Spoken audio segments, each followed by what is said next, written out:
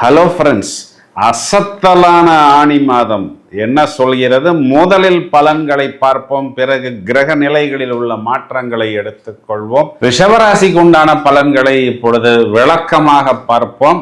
ராசியாதிபதி சுக்கிரன் முதல்ல வெற்றி ஸ்தானம், பிறகு அவரே 4ஆம் இடம் அப்படின்னு சொல்லக்கூடிய சுகஸ்தானத்தில் சுக்கிரன் 4ஆம் வீட்டில் வந்து அமர்ந்தாலே அதற்கு பேர் என்னன்னா சுகவாசி யோகம். அப்போ அந்த புது வீடு, புது காரு, புது பங்களா எல்லாமே புதிதாக ஒரு நல்ல ஒரு லக்ஸுரியான ஐட்டம் வாங்கக்கூடிய அமைப்பு. அதுக்காக கடன்லாம் வாங்கணும்னு தேவையில்லை. அதற்குண்டான வருமானம் உங்களுக்கு கண்டிப்பாக உங்களை தேடி வரும். தனஸ்தானாதிபதி புதன் சொந்த வீட்டில் ஆட்சியாக இருக்கிறார். அதுவும் எப்படின்னா, அவர் வருமானத்தை கொடுத்து தான் ஆகணுங்கிறது என்னுடைய கட்டளை, என் கட்டளையே என் சாசனம்னு சொல்றாங்க பார்த்தீங்களா? அந்த மாதிரியான ஒரு அமைப்பை புதன் கொடுப்பார். அவர் சொந்த வீட்டில் மிதுனத்தில் இருக்கிறார், கடகத்துக்கு போறார், வக்கரம் அடைகிறார், திரும்பவும் அவர் மிதுனத்துக்கே வருகிறார். அப்போ அவங்களுக்கு வருமானம் வரும். வருமானம் வந்துருச்சுப்பா, ஓகேப்பா அப்படின்னு நினைச்சா திரும்பவும் அதிக வருமானத்தை நான் உங்களுக்கு கொடுப்பதற்கு தயாராக இருக்கிறேன்னு புதன் சொல்றார். அப்போ அதுக்கும் மேலன்னு சொல்றது பூரணமா வருமானம் அப்படிங்கிற ஒரு அமைப்பில் ரிஷபத்துக்கு வந்து பொருந்துகிறது. இந்த இடத்துல பார்த்தோம்னா 4ஆம் அதிபதி சுகஸ்தானாதிபதி சூரியன் 2ஆம் வீட்டில் தனஸ்தானாதிபதி சேர்க்கை. அப்போ நம்ம ராசியாதிபதி 4ஆம் வீட்டில், 4ஆம் அதிபதி 2ஆம் வீட்டில், 2ஆம் அதிபதி 2ஆம் வீட்டில் ஆட்சி பலம். அப்படின்னா என்ன அர்த்தம்னா, பிராண்டடான ஐட்டம்ஸ் வாங்குவது, ஒரு நல்ல ஹை குவாலிட்டி ஹைஜீனிக்கான பொருட்களை நோக்கி பயணிப்பது, அதையும் தவிர கொடுத்த வாக்கை காப்பாற்றுவது, அதற்குண்டான வருமானம் வருவது, கடனை அடைப்பது, கமிட்மெண்ட்டை ஹானர் செய்வது, இது எல்லாமே பூரணமாக ரிஷபத்துக்கு பொருந்தும். உங்களுடைய பாக்கியஸ்தானத்தை முதல்ல 2 ஒளி கிரகங்கள், ஒன்று குரு, இன்னொன்று சுக்கிரன். உங்க வெற்றியில 2 ஒளி கிரகங்கள், 2 நிதி கிரகங்கள். இதனுடைய அர்த்தம் என்ன அப்படின்னா, மெயினா உங்களுக்கு உங்களுடைய வெற்றியில் ஒரு இனிப்பான தகவல்கள் வரும் அப்படிங்கிறது தான் இதனுடைய உள்ளர்த்தம். பயணங்களில் ஆதரவு, பயணங்களில் ஆதாயம், பயணங்கள்னு 3ஆம் இடம்.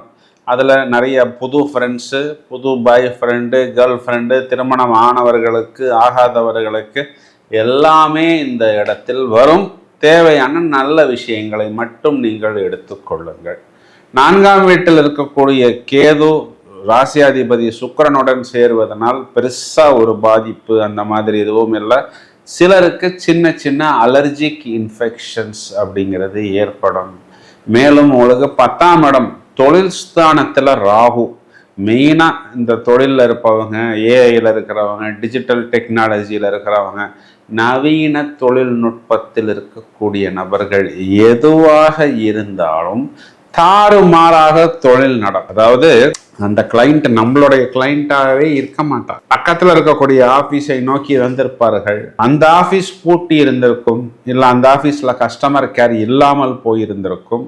பிறகு அவர் நம்மை நாடி வந்து நமக்கு அவர் ஒரு கிளைண்டாகவோ கஸ்டமராகவோ மாறக்கூடிய காலகட்டம். இதனுடைய உள்ளர்த்தம் என்ன அப்படின்னா, ஹை டிமாண்ட் உங்களுக்கு உங்களுடைய தொழிலாக இருந்தாலும் உத்தியோகமாக இருந்தாலும் ஏற்படும். அதனை நீங்கள் சாட்டிஸ்ஃபை செய்யக்கூடிய அளவுக்கு கஸ்டமர் கேராக இருக்கலாம், இல்லை ஸ்டாக்காக இருக்கலாம், இல்லைன்னா சேல்ஸ் டீம், மார்க்கெட்டிங் டீமாக இருக்கலாம். எந்த ஒரு தொழிலாக இருந்தாலும் அதற்கேற்றார் போல் நீங்கள் உங்களை தயார்படுத்தி கொள்ளுங்கள். இதுக்கு காரணம் என்னன்னா, 10ஆம் இடத்துக்கு ராகுவிற்கு வீடு கொடுத்த சாட்டர்ன் உங்களுக்கு 11 லாபத்தில், இந்த லாபாதிபதியே லாபத்தை பார்ப்பது, லாபாதிபதியே சாட்டர்னை பார்ப்பது, ஜீவனாதிபதி பாக்யாதிபதியை பார்ப்பது. இதெல்லாம் எப்படி போட்டு நம்ம கம்பளி போர்வையை எடுத்து குப்புறப்படுத்திக்கிட்டு நம்மை மூடிக்கொண்டு இருந்தாலும் நம்மை நோக்கி வாடிக்கையாளர் வருவார் அப்படிங்கிறது தான் இதனுடைய உள்ளர்த்தம். இந்த மாதிரி ஒரு ராஜயோகம் குருவை வைத்து வருவதற்கு இன்னும் 12 வருடங்களும், சாட்டர்னை வைத்து வருவதற்கு இன்னும் 27 வருடங்களும் கோச்சாரத்தில் நடக்கும் அப்படின்னு சொல்வதுதான் நிதர்சனமான உண்மை. இந்த ஒரு விஷயத்தை மட்டும் நீங்கள் நன்றாக உள்வாங்கிக் கொண்டால் ஒரு லாங் டேர்ம் பெனிஃபிட். ஒரு இடம் வாங்குவது, ஒரு வீடு வாங்குவது, ஏன்னா நீங்களே சுகஸ்தானத்தில் போய் உட்கார போகிறீர்கள். இடம்னு சும்மா ஏதோ ஒரு இடம் போனால் வந்தோம் அப்படின்னு வாங்கி கொள்ளாமல் ஒரு நல்ல கம்ஃபர்டான ஒரு ப்ராப்பர்ட்டி வாங்குவது, ஒரு லக்ஸுரியஸான ப்ராப்பர்ட்டி வாங்குவது, பிராண்டடான ஐட்டம் தான் பொதுவாகவே ரிஷபராசிக்காரர்கள் அதிகம் உபயோகிப்பார்கள்.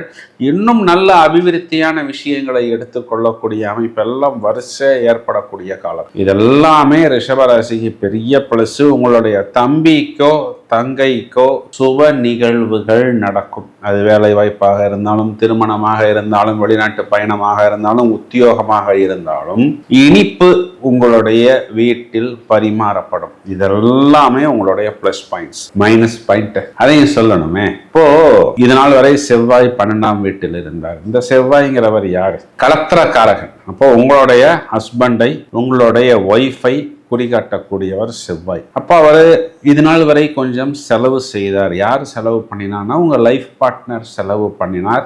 அவர் சுக்கிரனுடைய நட்சத்திரத்துக்குள்ள வரும்பொழுது அவர் பண்ணின அந்த நிறைய செலவுகள் பார்த்தோம்னா அது உங்களுக்காகத்தான் இருந்தது. உங்களுடைய வீடு வாகனத்துக்காக இருந்தது. கொஞ்சம் பெரியவங்களுக்காகவும் செலவு செய்ய வேண்டிய ஒரு சூழ்நிலை ஏற்பட்டது. அப்போ ஐயோ நம்ம செலவு பண்ணிட்டோமே அப்படின்னு அவர் உணர்வதற்குள் நீங்கள் சொன்ன ஏதோ ஒரு விஷயம் கொஞ்சம் லேசா ஒரு நெருடலை ஏற்படுத்தி இருக்கலாம். அப்போ அந்த செவ்வாய் என்ன பண்றாருன்னா உங்க ராசியில் உட்கார்ந்து உஷ்ணத்தை ஏற்படுத்த போகிறார். அப்போ என்ன ஆகும் அப்படின்னா கொஞ்சம் நமக்கு வழக்கத்தை விட கொஞ்சம் கூடுதலான கோபம் வரும். டக்குன்னு யாரையாவது எதையாவது சொல்வது போல், கொஞ்சம் முறைத்து பார்ப்பது போல் ஒரு அமைப்பை ஏற்படுத்தும். ஆத்திரக்காரனுக்கு புத்தி மட்டு. அப்போ நம்ம என்ன பண்ணிக்கணும்னா ஆதிவாசி அடக்கிவாசின்னு சொல்கிற மாதிரி கொஞ்சம் யோகா, தியானம், மெடிடேஷன் மாதிரி நாம் பண்ணி கொள்ளணும். ஏன்னா ராசியில் இருக்கிற செவ்வாய் சும்மா இல்லை. அவரை யார் பார்க்குறாங்கன்னா சனி பகவான் தன்னுடைய 3வது பார்வைன்னு சொல்லக்கூடிய விஷப்பார்வையால் பார்க்கிறார். இப்போ இங்க சனி பகவான் என்ன பண்றாரு அப்படின்னா நம்மளுடைய அப்பாவை குறிகாட்டுகிறார், நம்மிடம் வேலை செய்யக்கூடிய நபர்களை குறிகாட்டுகிறார். அவர்கள் யாராவது ஒருவர் நம்மளுடைய லைஃப் பார்ட்னரை தூண்டி விடுவார், பிறகு அவர் நம்மை தூண்டி விடுவார். இதனால் நம்ம ஏதோ கொஞ்சம் டென்ஷன் ஆக வேண்டிய ஒரு சூழ்நிலை ஏற்படும். அப்போ அந்த நேரத்தில் அந்த நிமிஷத்தில் எதற்கும் பர்ஸ்ட் ஆகாமல் கொஞ்சம் யோசித்து நிறுத்தி நிதானமா நான் யோசிச்சு சொல்றேன், அப்புறம் சொல்றேன், ஆடிட்டர்கிட்ட கேட்டு சொல்றேன், அட்வொகேட்ட கேட்டு சொல்றேன், இன்வெஸ்டார்கிட்ட கேட்டு சொல்றேன். இன்வெஸ்டாரே இல்லை இருந்தாலும் இதுல ஒரு இன்வெஸ்டார் இருக்கிறாரு, நான் அவர்கிட்ட கேட்டு சொல்றேன் அப்படின்னு கொஞ்சம் கழுவுற மீனில் நழுவுற மீனாக போய் பதட்டப்படாமல் அவசரப்படாமல் உடனே பதில் கொடுக்காமல் யோசித்து நிறுத்தி நிதானமாக ஒரு பதிலை கொடுத்தால் அதுவே போதுமானது. இதுக்கு பரிகாரம் அப்படின்னு பார்த்தோம்னா குறிப்பா தேய்பிறை வளர்பிறை அஷ்டமிகளில் பைரவர் வழிபாடு உங்களுக்கு இதனுடைய அந்த தாக்கத்தை, வீரியத்தை குறைக்கும். இதையும் தவிர ரிஷபராசி சகோதரிகளை எடுத்துக்கிட்டோம் அப்படின்னா கணவனை குறிகாட்டக்கூடிய செவ்வாய் ராசியில் தலைமேல்.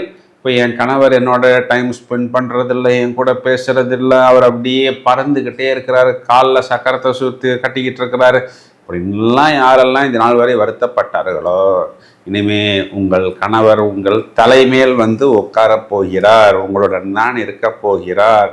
அப்போ கொஞ்சம் அப்படியே பக்குவமாக நீங்கள் இதனை வழி நடத்துவது நல்லது. மாணவர்கள் கண்டிப்பாக they will prove excellent results. ஏன்னா இங்கு 2ஆம் வீட்டில் புதன் சொந்த வீட்டில் ஆட்சியாக இருக்கிறது. மேலும் வயதில் மூத்த நபர்கள், குறிப்பா இந்த பிபி பிளட் பிரஷர் இருக்கிறவர்கள் எல்லாம் கொஞ்சம் கூடுதல் கவனம் எடுத்துக்கொள்ள வேண்டும். எதுக்கு அப்படின்னா மெயினா இந்த காரமான உணவு, உப்பு பதார்த்தங்கள் அதிகமான உணவு எடுத்துக்கொள்ளாமல் கொஞ்சம் இந்த இயற்கை உணவுகள், இந்த மாதிரி இந்த ஆர்கானிக் ஃபுட்ஸு, ஃபிட்னஸ், வாக்கிங் இதையெல்லாம் எடுத்துக்கொள்ளும் பொழுது அந்த ஹெல்த் உங்களுக்கு அனுகூலமாக வரும்.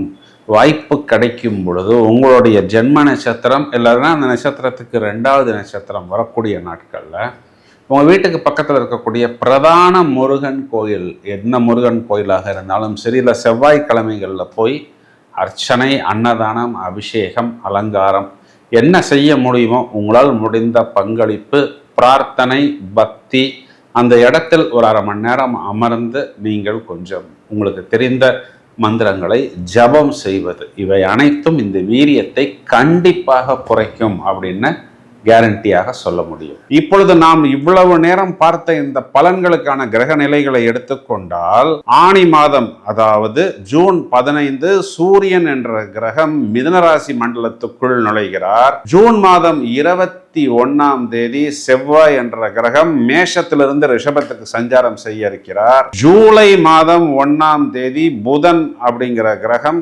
கடகத்துக்கு சென்று வக்ரம் அடைந்து திரும்பவும் மிதுன ராசியில் வந்து அமர்கிறார். அதே மாதிரி ஜூலை மாதம் 5ஆம் தேதி சுக்கிரன் என்ற கிரகம் குரு சுக்கிரன் சேர்க்கையாக கடகத்திலிருந்து வெளியே வந்து சிம்ம ராசி மண்டலத்துக்குள் நுழைகிறார். இந்த கிரக மாற்றங்கள்ல மெயினான ஒரு விஷயம் என்ன அப்படின்னா, சாட்டர்ன் என்ற கிரகம் செவ்வாயை 3ஆம் பார்வையாக தனது விஷ பார்வையால் பார்க்கிறது.